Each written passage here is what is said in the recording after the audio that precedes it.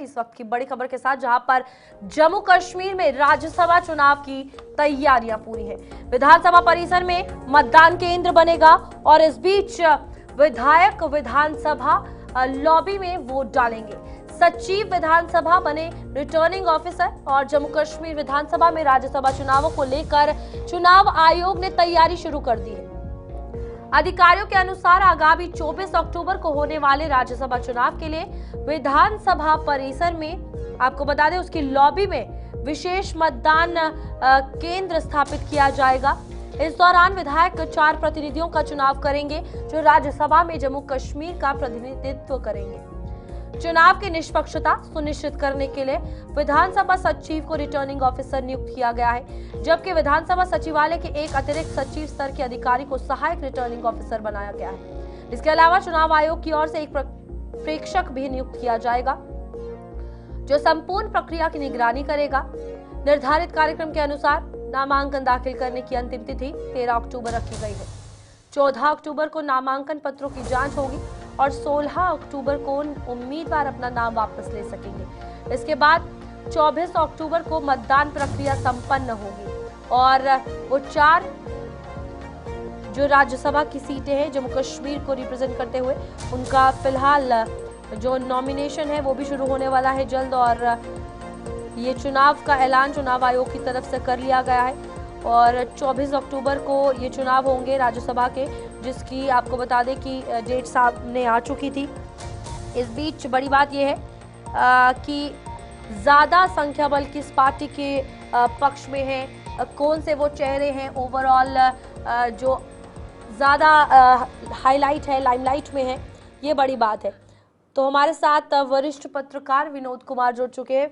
विनोद जी, जिस तरीके से राज्यसभा के इन चुनावों की तारीखों का ऐलान हो चुका है, क्या कुछ लग रहा है, किस तरीके से रहने वाला है, क्या कुछ तस्वीरें आएंगी ओवरऑल इसको लेकर अगर बात करें?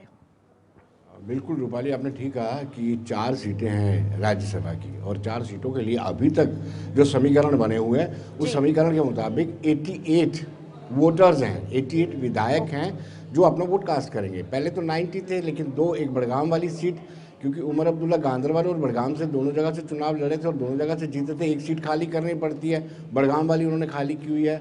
और नगरोटा सीट से देवेंद्र सिंह राणा का देहांत हो गया था, वो भी खाली पड़ी हुई, इसलिए 88 वोटर अपना वोट कास्ट करेंगे। 23 को विधानसभा का सत्र भी बुलाया गया और 24 को पोलिंग होनी है। इसको सुनिश्चित किया गया कि सारे विधायक वहाँ मौजूद रहें और अपना वोट कास्ट करेंगे।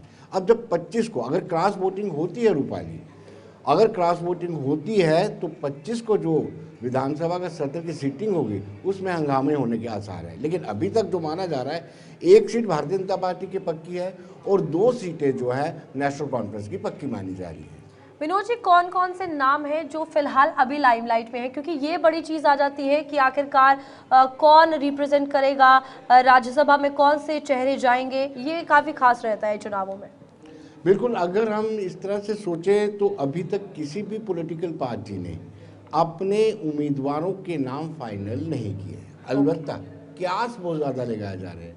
ये भी कहा जा रहा है कि फारूक अब्दुल्ला को भी राज्यसभा में भेजा जा सकता है और भारतीय जनता पार्टी से भी कई नाम चल रहे हैं। लेकिन भारतीय जनता पार्टी की बात करें, लास्ट मोमेंट में सारे समीकरणों को देखने के बाद वो अपने कैंडिडेट का नाम तय करते हैं और 1 सीट, यानी 1 सीट जिसपे घमासान हो सकता है। मैंने आपको पहले बताया कि 2 सीटें नेशनल कॉन्फ्रेंस के खाते में है, एक भारतीय जनता पार्टी के खाते में है।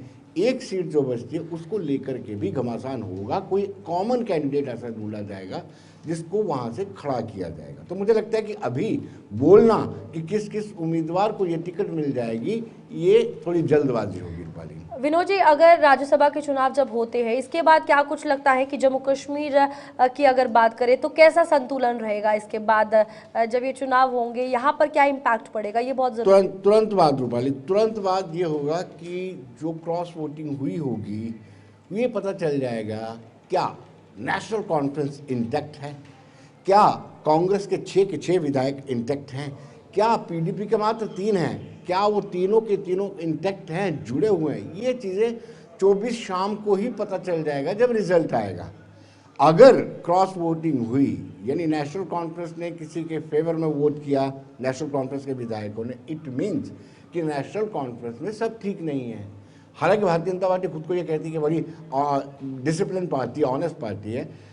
अगर कुछ समीकरण बदलते हैं और जो चौथी सीट है उसमें कुछ हैंकी पैंकी हो जाता है तो सारे समीकरण बदल जाएंगे, क्योंकि अभी खुद उमर अब्दुल्ला कह रहे हैं कि मैं बेहतर समझूंगा त्यागपत्र देना अगर मैं बीजेपी के साथ मिलकर के सरकार बनाता हूं। तो कुछ सब कुछ ठीक नजर नहीं आ रहा है। बिल्कुल, ये ऑलरेडी हमने बार बार बात की है कि अगर बात करें यहाँ की उमर अब्दुल्ला सरकार की या फिर केंद्र के साथ, तालमेल उतना ज्यादा नहीं है।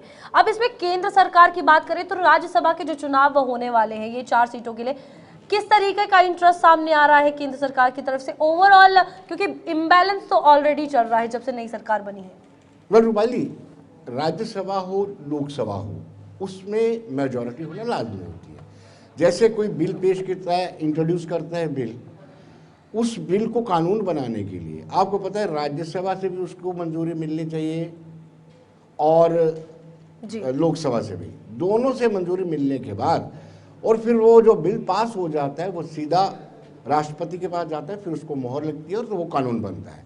इसलिए जो सरकार चलाता है उसके लिए एक एक वोट बड़ा अहमियत रखता है, एक एक सीट बड़ी अहमियत रखती है। जम्मू कश्मीर में 4 सीटें हैं, 4 सीटों में एक भारतीय जनता पार्टी को मिल रही है, 2 एनसी को मिल रही है, एक बार अभी सब कुछ ठीक नहीं है, उसका पता नहीं चल पा रहा है। तो एक एक सीट अगर आपने सरकार चलानी है और कानून बनाने हैं या फिर संवैधानिक संशोधन करना है तो आपको राज्यसभा में मेजॉरिटी चाहिए और लोकसभा में। ठीक है विनोद जी, बहुत बहुत शुक्रिया इस हवाले से जानकारी देने के लिए। तो ये अब इंतजार रहेगा 24 अक्टूबर का जब पोलिंग होगी। और बड़ी बात ये है कि साफ तौर पर जिस तरीके से विनोद जी ने भी कहा कि एनसी की 2 सीटें रहेंगी, एक भारतीय जनता पार्टी की, लेकिन अब देखना ये है कि किस तरीके से इसका इम्पैक्ट होगा जब ये 4 चेहरे 4 नाम सामने आएंगे।